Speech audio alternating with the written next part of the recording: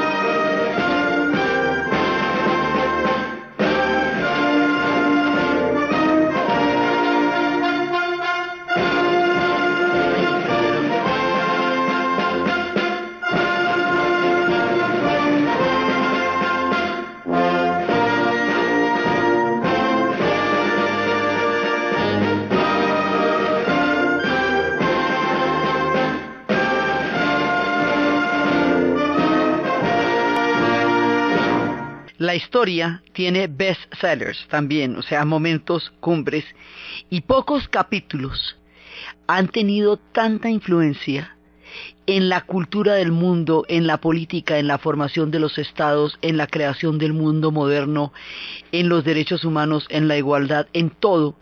Pocos hechos han impactado tanto la historia del pensamiento occidental como la Revolución Francesa.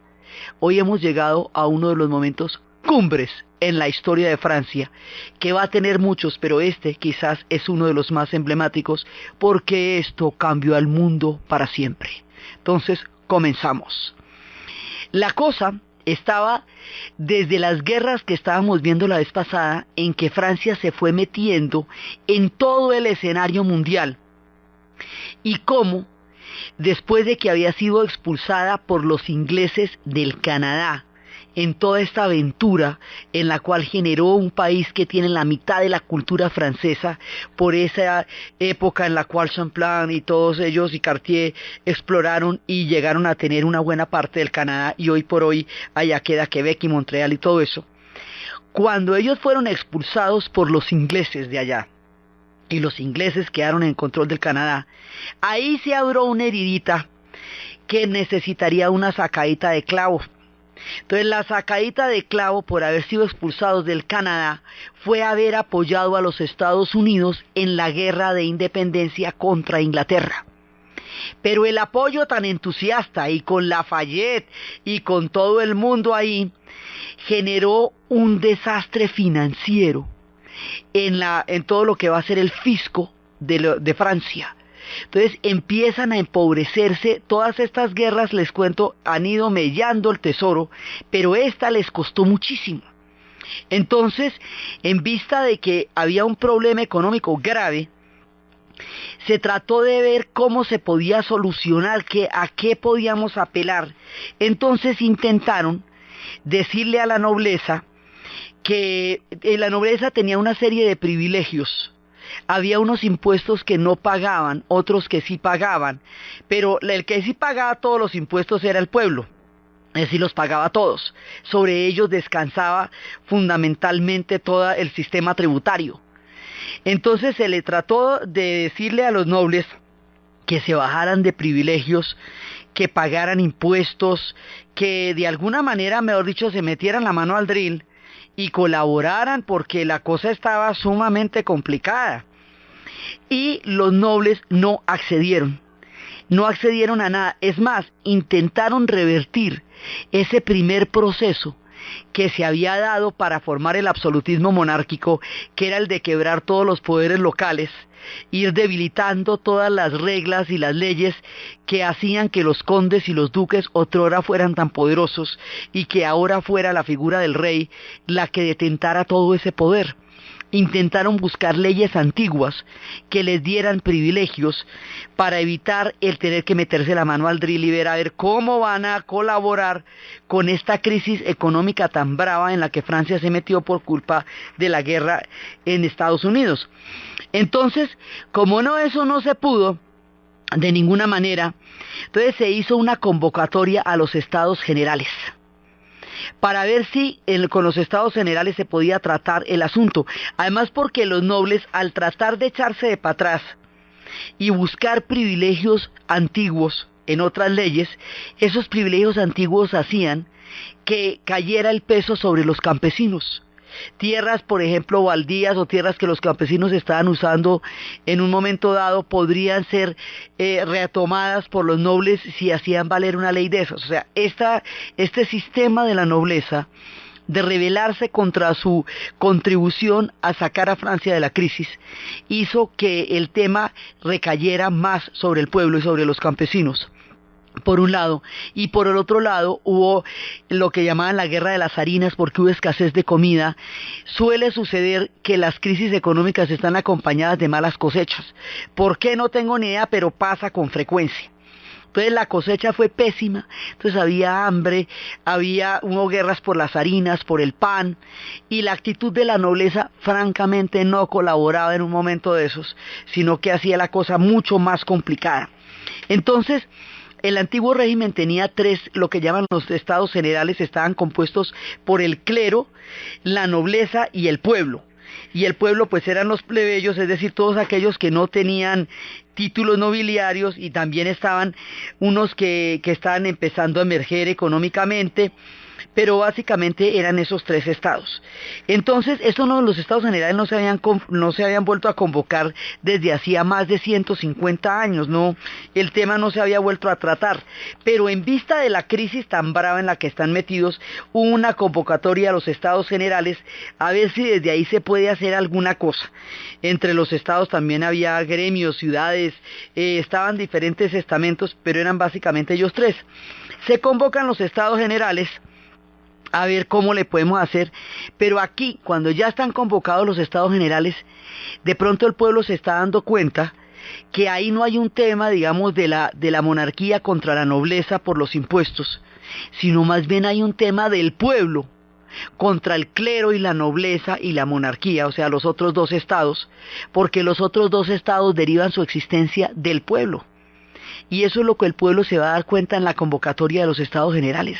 Entonces estamos ahí y dicen, bueno, ¿y quién manda? O sea, digamos, ¿cómo vamos a formar? Y ahí empieza a darse una idea, y es que se empieza a formar un concepto de nación. Entonces, durante la convocatoria, cada vez que se va a hacer algún tipo de decisión definitiva, el rey lo veta. Y el rey lo veta, y el rey lo veta, y va empantanando la cosa, va, digamos, embolatándola.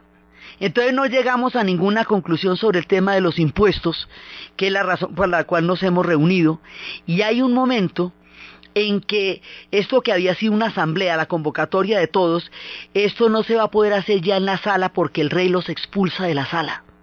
Entonces cuando el rey los expulsa de la sala, ellos dicen, no, pero no nos vamos a ir con las manos vacías y no nos vamos a ir aquí en las condiciones en las que estamos, nos seguimos reuniendo y se van a reunir en una cancha, en un estadio, en una cancha deportiva, y van a hacer un juramento, y eso se llama el juramento del juego de la pelota. Y el juramento del juego de la pelota quiere decir que esa asamblea no se va a disolver hasta que no haya una nueva constitución. Esto se vuelve una asamblea nacional constituyente. Sí, digamos, esto es para sacar una nueva constitución y vamos a gobernarnos de otra manera. Y es Mirabeau el que dice, no, de aquí no nos van a sacar, y hasta que no tengamos otra constitución, esto no va a ser de esta manera. Entonces ya viene otra etapa y ahí empieza a surgir ese concepto de nación, que la nación somos todos, pero la nación es el pueblo. Es esa en nombre del cual emana la autoridad, empieza ya a darse ese tema. Y entonces empiezan todos los conceptos, a manejarse los conceptos políticos y empiezan a preguntarse, y ahí Sieyès es el que va a decir que el concepto de naciones va a ser tan importante allá.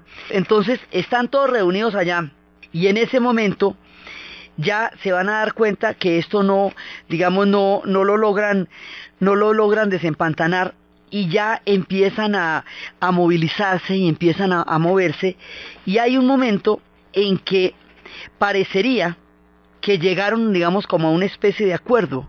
Hay un momento en que el rey acepta una nueva asamblea, una nueva constitución. Entonces ahí estamos, digamos, como acercándonos un poco a lo que sería una monarquía constitucional del estilo inglés, donde ya habían hecho toda la vuelta, ya se habían hecho todas las guerras, pero los ingleses llegaron a un acuerdo finalmente después de Cromwell y volvieron a restaurar el rey, pero ya con el parlamento, y no hubo necesidad, digamos, de llegar a los extremos que aquí van a pasar, y la Torre de Londres va a seguir existiendo. Entonces, cuando va pasando todo esto y todavía no llegamos como al punto del acuerdo, pero bueno, ahí hay una asamblea, digamos, aquí las cosas aparentemente hubieran podido llegar a un margen de acuerdo. En realidad, en la radicalidad de la época no hubiera sido posible, porque el rey venía de un derecho de todas maneras, que era el derecho de estar en el trono por una legitimidad autoimpuesta, por Dios, pero también por la razón, por todo lo que usted quiera, y esto lo que se estaba haciendo era limitar la autoridad del rey. En Francia eso nunca se había hecho. En un momento dado parecería que estuviéramos llegando a un acuerdo, pero resulta que el rey empieza a echarse de para atrás. El rey lo que quiere es que los estados se reúnan por separado. El rey no va a aceptar realmente las cosas. Y cuando se dan cuenta que el rey no está dispuesto a respaldar lo que ellos están pactando, empiezan las movilizaciones. Entonces, la gente se empieza a movilizar en París. Todas las conversaciones las estamos teniendo originalmente en Versalles. En París, les sans-culottes, la gente sin pantalones, la gente del común, sin pantalones en el sentido de sin sacoleva, sin trajes elegantes, se empieza a levantar porque considera que con el rey no van a poder llegar a ninguna parte, que el hombre no les va a cumplir. Entonces se levantan y se van hacia la Bastilla, porque entre otras cosas la Bastilla tenía unos cañones que estaban apuntando hacia los barrios populares y que eran muy peligrosos. Cuando ellos se están dando cuenta que las cosas pueden llegar a ese término, se van para allá, y originalmente se habían ido hacia los Inválidos. El pueblo de París había sacado las armas, pero no tenían municiones. Entonces les dicen que en la Bastilla hay municiones. La Bastilla además era odiada por ser una prisión política. Sus cañones se estaban enfrentando a la gente, lo cual era muy peligroso, y había el chisme de que estaban las municiones que necesitaban para tomarse las armas. Entonces se van a la Bastilla, se toman las municiones. Allá no logran tampoco ninguna negociación, entonces al alcalde y a las autoridades van empezando a decapitarlas y las ponen en una pica y se toman la Bastilla. Esa toma de la Bastilla, el incendio total, ahí ya no había sino 7 prisioneros, pero era el valor simbólico, era la falta de palabra del rey, era el pueblo en armas. Este ya es el primer levantamiento general, y es donde se fecha el inicio de la Revolución Francesa, a partir del levantamiento del pueblo de París, que va y se toma la Bastilla. Entonces, esto es lo que ocurre el 14 de julio de 1789, que es la fecha oficial de la revolución, y es precisamente lo que los franceses celebran como el Día Nacional. El Día Nacional de Francia es el 14 de julio por la toma de la Bastilla, y este es, digamos, el sello de que la revolución como tal ha comenzado. Entonces están todos los levantamientos en las calles de París de parte de los sans-culottes, y ahí es cuando deciden que van a trasladar la corte de Versalles a París, para que se vayan unificando. Entonces se traen a los reyes para París, y para que sesionen allá. Entonces el rey y la reina van a intentar, cuando se hace todo esto, van a intentar huir, pero los van a detener y los llevan a París. Y cuando los detienen y los llevan a París, entonces van a entrar al palacio, y van a encontrar unos cofres de hierro, y esos cofres de hierro contienen unas cartas que prueban que el rey ha estado en contactos y en conspiraciones con los ejércitos de las potencias vecinas para una posible invasión a Francia, para derrocar este naciente gobierno que se está empezando a dar. O sea, el rey está traicionándolos, por un lado diciéndoles una palabra que no acaba de cumplir y por otro lado pactando con los ejércitos extranjeros.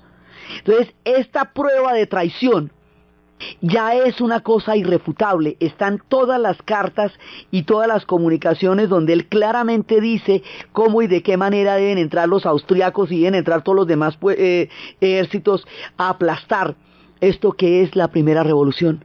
Entonces, esta traición del rey es lo que ellos no van a perdonar.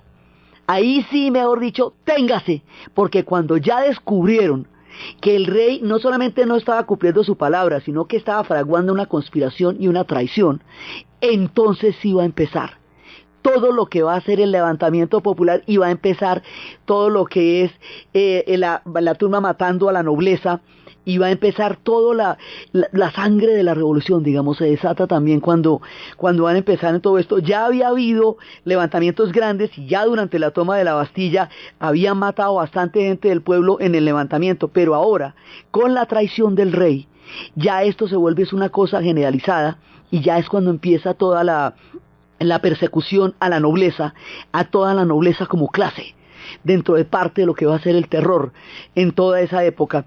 Entonces ya las cosas van a tener otro carácter completamente diferente. Ahí ya no estamos hablando ni de un veto, ya se le había quitado el derecho al veto al rey, ya se le había quitado el privilegio de la nobleza, porque esta revolución va contra todos los privilegios. Una de las cosas que va a cambiar esta revolución es que ya no van a ser súbditos, sino ciudadanos.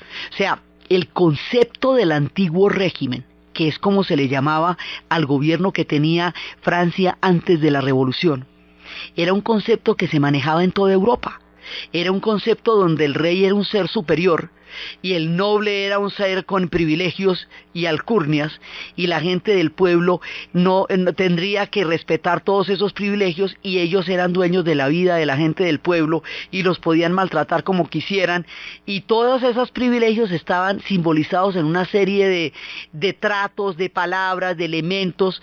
Aquí se van a acabar todos los privilegios porque aquí viene un concepto que se llama el del ciudadano, y esto es el concepto de la igualdad. De aquí para adelante todo el mundo va a ser igual a todo el mundo, y ese cuento no nos lo habían echado hace mucho tiempo, porque en los romanos había esclavitud y en los griegos también, y ciudadanos griegos eran los nacidos de padre y madre ateniense, nacidos en suelo ateniense. Esos eran los que tenían derecho a ser ciudadanos. O sea, el tema de la igualdad no lo hemos tocado políticamente hasta ahora, y esta gente lo va a tocar por primera vez. Entonces, esa es una de las cosas que lo va a hacer tan emblemática, tan diferente. Esta va a ser la primera revolución en la historia, la primera revolución con R mayúscula. ¿Por qué la primera? La Revolución Americana era una guerra de independencia. Ella consagró por primera vez los derechos de igualdad ante la ley en una constitución. La Constitución americana, la primera, que dice que es un principio autoevidente en sí mismo, que todos los hombres nacen y son iguales ante la ley. Sí, pero sigue siendo una guerra de independencia. La revolución inglesa era una revolución por el parlamento, pero esta es una revolución para transformar por completo toda la estructura de la nación francesa, y es entre los franceses mismos. Entonces, por eso es la primera revolución. Como esto es la primera revolución, nunca se ha hecho antes, no ha pasado antes en la historia de Occidente una cosa de este tamaño.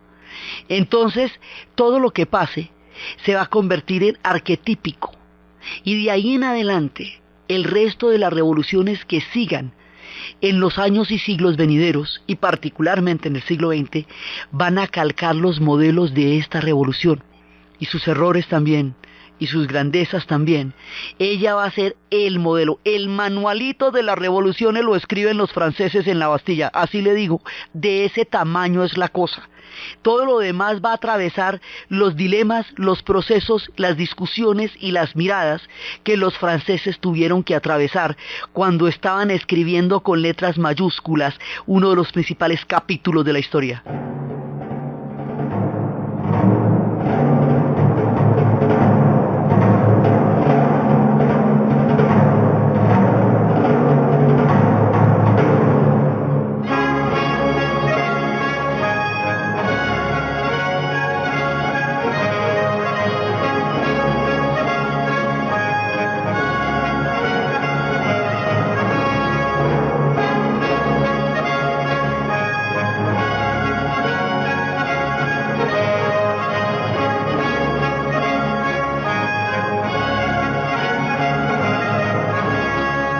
Entonces, ya en ese momento, estamos en otro periodo que se llama la convención. O sea, ya a partir del momento en que estamos entrando en esta etapa, ya no estamos ni en la Asamblea General, sino estamos en la convención. Es que esto tiene una serie de etapas de la Asamblea, de la convención, sí, que van a determinar la manera como esto queda en la historia. Después de la Asamblea, primero la Asamblea Nacional Constituyente, luego la convención, luego el directorio y luego el consulado. Y el consulado es de donde va a salir eventualmente Napoleón. Entonces aquí vamos a pasar a la etapa de la convención. Y la etapa de la convención, o sea, esto, la toma es en 1789, pero ya todos estos procesos que se van a dar ya son en el 90, 91, ¿sí? Entonces empiezan a ver cómo vamos a hacer. Esto está conformado por una cantidad de gente. Hay muchas fracciones. Hay unas fracciones muy radicales que se llaman los jacobinos. Y los jacobinos están conformados por un grupo que se llaman los sans-culottes. Los sans-culottes son sería algo así como los sin pantalones, porque no tenían las sacoleas ni los vestidos elegantes de la época. Era la gente que ejercía los oficios, era la gente del pueblo que tenía una manera de vestir mucho más tosca. Por eso se llama los sin pantalones, los sans-culottes. Ellos fundamentalmente conformaban los jacobinos. Los jacobinos son la fracción más radical, y en esa fracción radical aquí hay clubes, hay comunas, hay toda clase de tendencias políticas, y cada una de estas tendencias políticas va a ser también emblemática. Entonces ellos van a estar allá, y hay otra fracción más moderada que se van a llamar los girondinos. Y los girondinos es de donde viene, dice, era la burguesía, o sea, entendemos por burgueses los habitantes de las ciudades, ¿no? De los burgos. Entonces la burguesía también va a estar entre los girondinos. Son básicamente estos dos, pero en los jacobinos hay movimientos todavía más radicales, uno de los cuales es la comuna. Y hay un club que se llama el Club de los Cordeleros, y del Club de los Cordeleros es miembro Danton. Y aquí en los jacobinos van a destacar tres personajes que se llaman Danton, Robespierre y Marat, que son, digamos, como los más emblemáticos de la Revolución Francesa. Esa es tan la extrema de los jacobinos que mucho tiempo después Antonio Machado diría en uno de sus versos: hay en mis venas gotas de sangre jacobina, pero mi verso brota de manantial sereno, y más que un hombre adusto que sabe su doctrina, soy en el buen sentido de la palabra bueno. Quiere decir esto que los jacobinos quedaron inscritos en la historia como la forma más radicalizada, más extrema de emprender un proceso revolucionario. En todos los procesos revolucionarios, desde entonces hasta ahora, hay sectores más moderados y sectores más radicales. Aquí los sectores más radicales, que van a ser los jacobinos, son los que van a tener un giro en la historia, porque ellos eventualmente van a terminar eliminando al otro sector y van a concentrarlo ellos. Entonces, en un principio también uno de los personajes, que era un periodista, que era un publicista y que había sido una figura muy importante, Jean-Paul Marat, él había tenido un periódico que se llamaba El Amigo del Pueblo. Él lo dirigió durante la Revolución y tenía posiciones muy radicales y hablaba de los traidores a la Revolución, y él estuvo en la convención en las facciones más extremas. Y él fue el que también habló contra los girondinos en un momento dado, porque las facciones se van a enfrentar entre sí en un momento más adelante, y algunos lo consideran como la encarnación del personaje más extremista de todos, más fuerte de todos. Entonces él para unos personificaba pues como el terror de la extrema, de hasta dónde podía llegar un proceso de estos. Y este personaje va a ser asesinado en su bañera por una mujer que se llamaba Carlota Corday, que va a aprovechar el momento en que él estaba en la bañera y en ese momento lo apuñaló.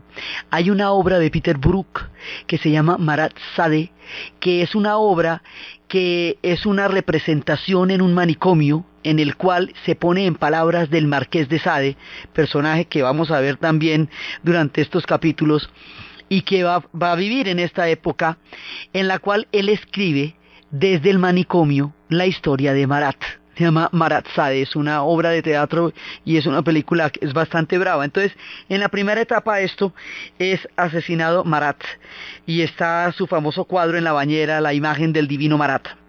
Entonces aquí nos vamos a quedar con Robespierre, Maximilien Robespierre y Georges Danton. Y ellos van a ser los personajes. Entonces, la idea es crear un mundo totalmente diferente. Ellos van a cambiar el mundo tanto que van a cambiar hasta el calendario. Van a tener un calendario republicano. Esta es otra de las cosas en las cuales el resto de las revoluciones en el mundo los van a imitar. Las revoluciones crean la sensación de que los pueblos nacen por primera vez, de hacer borrón y cuenta nueva de toda la historia anterior, que todo se crea con el triunfo de una revolución. En las siguientes revoluciones este patrón se va a repetir muchísimo. La revolución rusa va a ser octubre, y eso, mejor dicho, ese es el año 1, ¿sí? La revolución cubana todavía cuenta sus años a partir del año 50, por ejemplo, de la revolución. Estos van a ir más allá, estos van a crear un calendario, van a sustituir el calendario gregoriano que estaba en ese momento vigente, y un calendario que va a tener el vendimario, que es en otoño, que es septiembre, el brumario, que es en octubre, y el frimario. En el invierno van a tener el nivoso, que es el 21 de diciembre, van a tener el pluvioso, que es el 21 de enero al 18 de febrero, el ventoso, que es el que va a ser en febrero y marzo. A los días les van a poner premidí, decadí, van a tener semanas de 10 días. Esta gente se inventó el sistema métrico decimal, ¿no? Entre las curiosidades. Entonces van a dividir también en 10 semanas, que van a llamar décadas.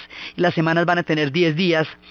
La primavera la van a llamar germinal, luego floreal, que va a ser ya, y luego pradal, y el verano lo van a llamar misidor, termidor y fructidor. Y van a tener días festivos adicionales que son del virtud, del genio, del trabajo, de la opinión, de las recompensas y la gran fiesta de la revolución.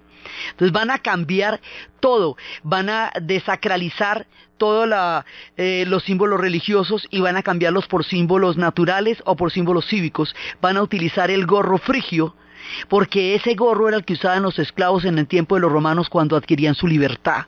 Entonces la característica va a ser el gorro frigio. Van a tener el lema de la libertad, la igualdad y la fraternidad. Y van a institucionalizar estas palabras en las páginas de la historia. Y esto se va a ejemplificar en los 3 colores, el blanco, el azul y el rojo, que son los colores de la bandera francesa. Y van a tener esas bandas con los colores de la bandera francesa y el gorro frigio, y van a constituir guardias de la revolución, y van a tener comunas, y las comunas van a tener comités, y van a tener comunas, y van a tener guardias. Y los guardias van a ser patrullas revolucionarias, y las patrullas revolucionarias van a estar custodiando a todo el mundo y entrando a todas partes, y se van a establecer también regímenes pues policivos de inteligencia para ver qué está pasando y quién está conspirando. Entonces van a pasar muchas cosas acá. Entonces hay una parte en que ellos se vienen contra la nobleza, y hay un momento después de haber comprobado la traición del rey, a partir de las cartas que se le encuentran en el Palacio de las Tullerías, en los cofres. Ahí es cuando se va a reunir la convención y va a decidir la decapitación del rey. Y ahí, cuando decapitan a Luis XVI, téngase que ahí empezó. Y es que, mejor dicho, van a decapitar a Raimundo y todo el mundo de ahí en adelante. O sea, entrados en gastos, una vez decapitado el rey, sí, ya la cosa se va a poner de un tamaño absolutamente increíble.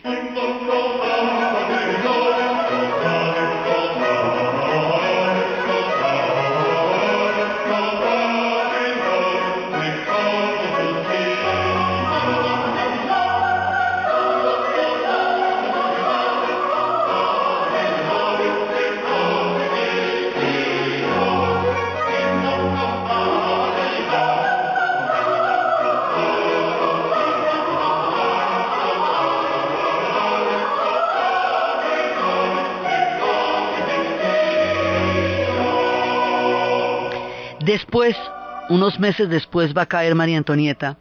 María Antonieta, un personaje que ha sido, digamos, muy notado en la historia, una chica austriaca, Pero es que además ahí en ese momento hay una guerra con los austriacos en la frontera y los austriacos eran parte de los enemigos. Entonces ella va a quedar siempre como una austriaca. Ella es una reina adolescente, muy jovencita, muy inexperta, criada en el fastuoso mundo de los Habsburgo como una princesa de primera línea.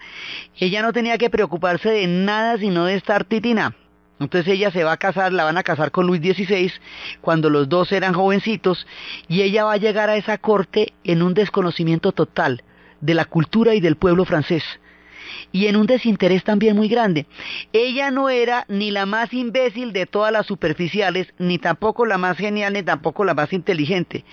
Era una mujer inexperta en un mundo desconocido que no tuvo ni la audacia, ni el carácter ni la inteligencia para tratar de ganarse a esa corte, porque habíamos visto casos como las Catalinas, que siendo reinas florentinas, habían logrado entender a los franceses como anillo al dedo y convertirse en personajes de primera línea. Pero esta no hace ninguna de esas vueltas. Entonces ella estaba como en el tema de su corona, de sus lujos, de sus fiestas, de toda la fastuosidad de la vida que se vivía en Versalles. Ella disfrutaba mucho de eso, tuvo sus 2 hijos al principio y entonces hay un incidente en el cual se dice que un joyero dice que el cardenal pidió para ella un aderezo de diamantes que costaba 1.000.000 de libras, una cosa absurda.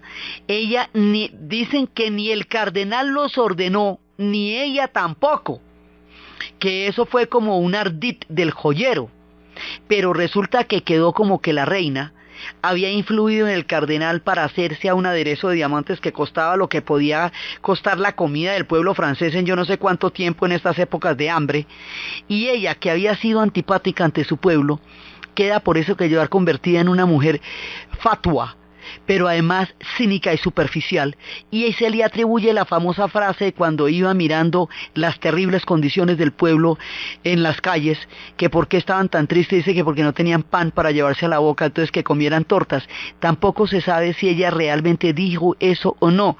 La frase también tiene registros anteriores, pero así quedó.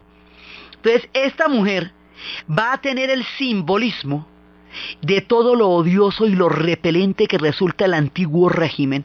Ahora vamos a manejar mucho la palabra del antiguo régimen, porque el antiguo régimen es aquello contra lo que se va a instaurar la revolución, contra el estado general de las cosas, contra los privilegios, contra la nobleza, contra las injusticias, la inequidad de la distribución, contra todas las cosas que estaban pasando antes, y contra un mundo en el cual el pueblo tenía unas condiciones no solamente miserables en términos de alimentación, sino de vida y de calidad y de todo.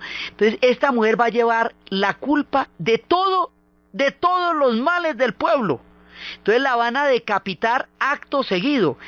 Dicen que el donaire, la valentía, la bravura con que esta mujer manejó los últimos días, le dieron respeto ya en el cadalso, en la guillotina. Pero digamos, eso era como para morir regia, pero ella quedó con ese simbolismo ante la historia. Y una vez que han sido ejecutados los reyes, en esta guillotina que no va a parar, de aquí para adelante se va contra todo el mundo. Entonces van a por la nobleza como clase social. Y esto van a ser unas matanzas muy grandes al principio contra la nobleza, contra todos los privilegios, contra toda la clase social. Esto se desborda y se desborda. Dicen que hubo más o menos 20.000 nobles que murieron, o sea, toda la clase, o sea, toda rumba de Versalles que les había contado, toda rumba la van a decapitar. Y aquí va a haber los extremos de los extremos y los excesos de los excesos, y aquí va a morir gente hasta como D'Alembert, el matemático, imagínate tú. Aquí va el duque de Orleans, que era un inglés, pero él había prestado su casa para las discusiones, para los debates, era un liberal, un librepensador, a ese también. O sea, eso le va a tocar a los directamente afectados y a todos los demás, y a los primos y a los vecinos, y si se queda mucho tiempo también le toca. Y hay una parte que es como la parte que suscita más polémica alrededor de la revolución, y es lo que se conoce como el periodo del terror. Y el periodo del terror es cuando en el tiempo de la convención, todo esto sucede en el marco de la convención, estamos en los años 91, 92, en esos primeros tiempos. Ahí en esa época va a suceder que se genere entre los clubes, comités, comunas y todas las organizaciones que se están generando en la revolución, va a haber una que se llama el Comité de Salud Pública. Y el Comité de Salud Pública se va a autoerigir como una especie de, como un tribunal que decide quiénes deben ser ejecutados, y ese pedazo es cuando empiezan a ejecutar a los mismos que hicieron la revolución. Y ahí se presenta una paradoja terrible, porque es cuando está la famosa frase de que la revolución es como Cronos, que devora a sus propios hijos, emulando el mito griego en el cual el dios Cronos, una vez que tiene sus hijos, los devora. Una vez que Gaia va a tener sus hijos, los va a devorar, como lo había hecho también su padre Uranos. Entonces, este mecanismo por el cual la revolución empieza a juzgar a quienes de los que la hicieron son contrarrevolucionarios, y por esa vía empieza a mellar y a horadar a los mismos que lucharon y que la hicieron. Danton fue el que se inventó el poder popular, a todos los mismos que la hicieron. Este es uno de los enigmas más grandes que existen en las revoluciones. ¿Cómo hacer que ella no se devore a sí misma, que no cree los estigmas, que no mate a la gente que la sirvió, que la hizo posible, y que no se creen estas purgas terribles que hacen que toda clase de excesos se cometan y que después queden en la historia con unos registros de terror? Esto se conoce como el régimen del terror, y ahí van a caer que la hicieron. Ahí Robespierre, el incorruptible, Maximilien Robespierre, un hombre frío, de un temperamento helado, pero de un hombre de una capacidad intelectual muy grande y un hombre de unas convicciones muy profundas. Se consideraba un hombre de una pureza moral enorme, y va a presidir el comité con otro más todavía más radical, que era Saint-Just, y otro poco de gente del comité, y estos van poniendo las listas de quién toca ejecutar ahí. Y ahí van a caer pues va a caer Danton, va a caer Desmoulins, Philippot, van a caer varios de los que hicieron la revolución.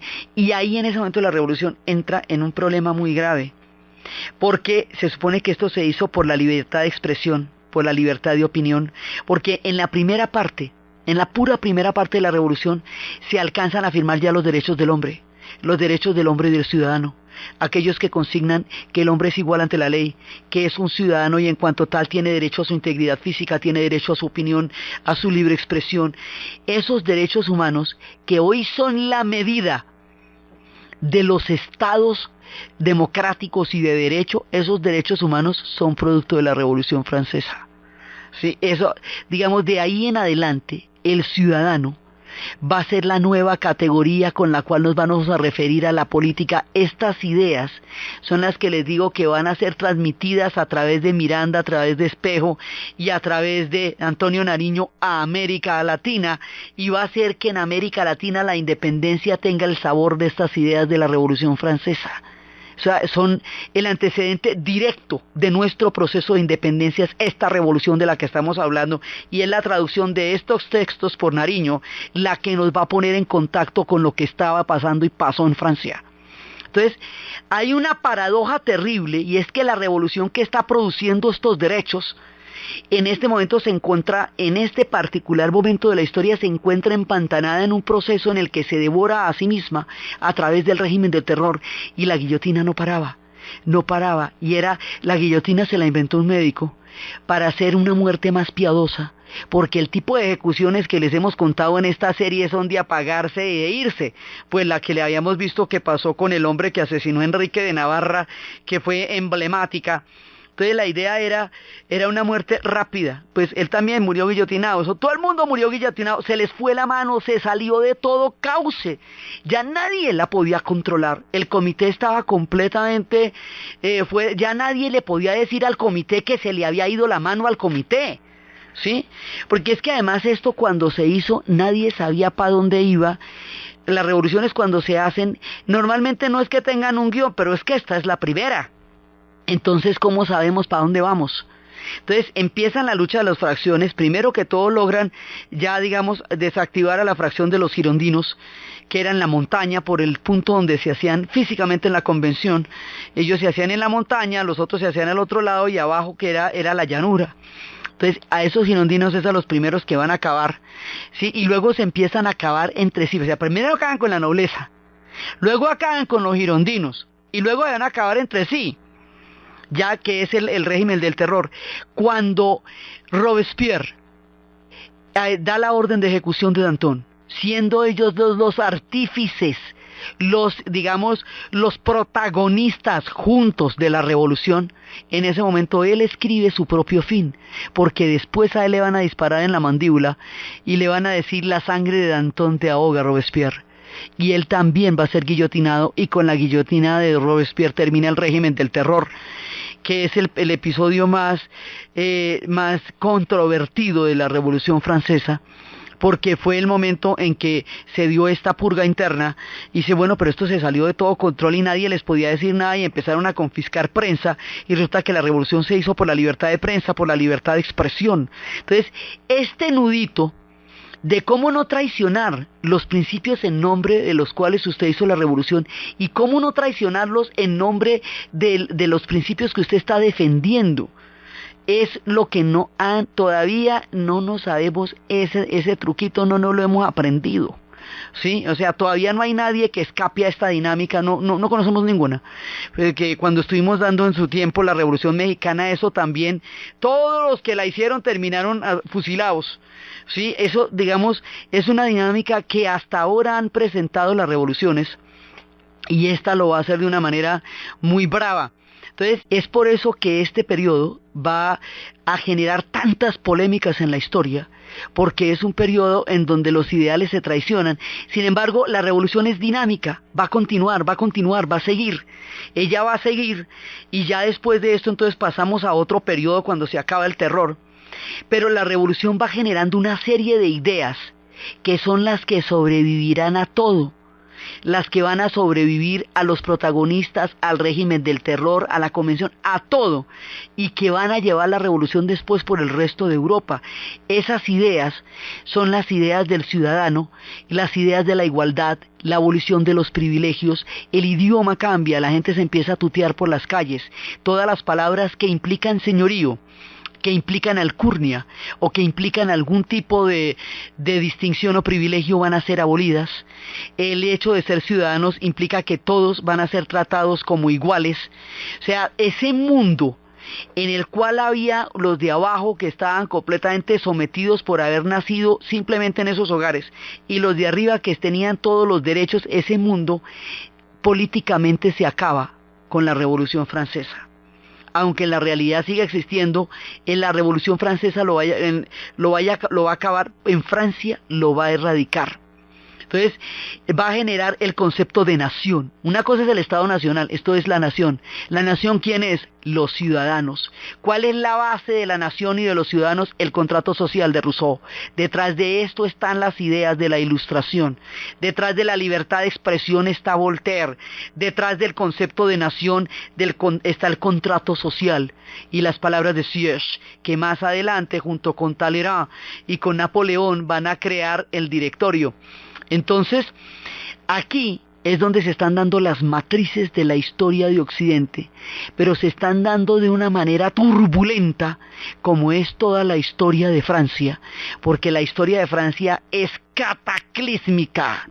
Y esto lleva, digamos, a todo un pueblo en armas, en comités, en patrullas, en cuadras, todo el mundo llamándose ciudadano, todo el mundo con el gorro frigio, las prisiones atestadas de gente, la conciliaría esperando las ejecuciones, pero también fue toda la discusión y las ideas durante toda la época de la convención, cómo se va a generar esto, cómo se va a llamar, cómo se va a tratar la gente, cómo van a ser los estados de aquí en adelante. ¿Qué es esto que estamos haciendo? Esto que estamos haciendo es una revolución, y como no tiene ningún antecedente, se la están inventando poco a poco en medio de la marea de la historia. Mientras tanto, las monarquías de Europa sí estaban realmente en una conspiración, y el rey sí estaba conspirando, porque a ninguna monarquía de Europa le va a convenir que una revolución de estas vaya a triunfar. No ve que amenaza todo el orden de los europeos que llevaban en esos tronos de 700 y 600 años, para que llegue esta gente con este cuento de la igualdad y que la soberanía popular es el origen del pueblo, de la de la legitimidad del poder y no del derecho divino, y que la diosa razón va a ser entronizada como aquella que va a regir todos los destinos y todos los actos. Pero si la diosa razón lleva el terror, ¿qué está pasando con eso? Entonces, estas ideas en este momento están revolucionando Francia. Cuando llegue Napoleón van a revolucionar Europa y luego el mundo, porque Napoleón va a ser el jefe de prensa de la Revolución Francesa. Digamos, lo que Alejandro fue al mundo griego, Napoleón lo va a hacer al mundo de la Revolución.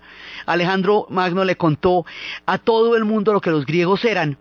A través de su travesía de 4 millones de kilómetros hasta la India, fue contando la cultura griega y así fue que la universalizó. Lo mismo va a hacer a su manera Napoleón.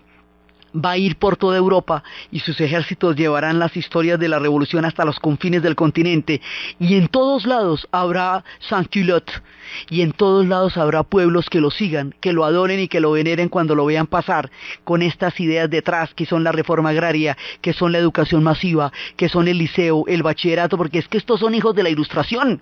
Entonces, como son hijos de la Ilustración, pues esto es un proyecto pedagógico también. Por eso, una de las cosas que va a ser más importante cuando llegue a nuestro relato Napoleón, y es por la que menos se le conoce, es por la institución del bachillerato, la educación secundaria para el pueblo francés. O sea, educar al pueblo para que conozca sus derechos, como lo quiso hacer Diderot. O sea, esta es una hija de la Ilustración y no la podemos comprender si no estamos permanentemente retomando a todos estos personajes que nos hablaron de estas ideas en capítulos anteriores. Entonces, esto se va formando así y va creciendo una marea, la cosa más impresionante. Todas las monarquías están en pie tratando de entrar acá para evitar que este proceso se consolide, y eso lo radicaliza todavía más. Y va a llevar todavía más a la suspicacia y a que la gente esté espiando por las calles y a que a todo el mundo denuncie al otro por ser un contrarrevolucionario. Y Francia está hirviendo, o sea, está en la plena marea de la historia. Entonces aquí, en la plena marea de la historia, detenemos el relato para continuar en nuestro siguiente programa con lo que va a ser el directorio, con lo que va a ser el consulado, y con todas las ideas que van cambiando, y con toda la manera como Europa percibirá esto, y como Francia habrá cambiado para siempre después de esta revolución. Entonces, desde los espacios de los jacobinos, de la toma de la Bastilla, desde los espacios de los ciudadanos, de las comunas en las calles, de Danton, Robespierre, Marat y las páginas de la historia que se están volteando para siempre y de una manera irreversible en la historia de Occidente a través de los sucesos de Francia, en la Revolución Francesa, en la narración Diana Uribe, en la producción Jessy Rodríguez, y para ustedes, feliz fin de semana.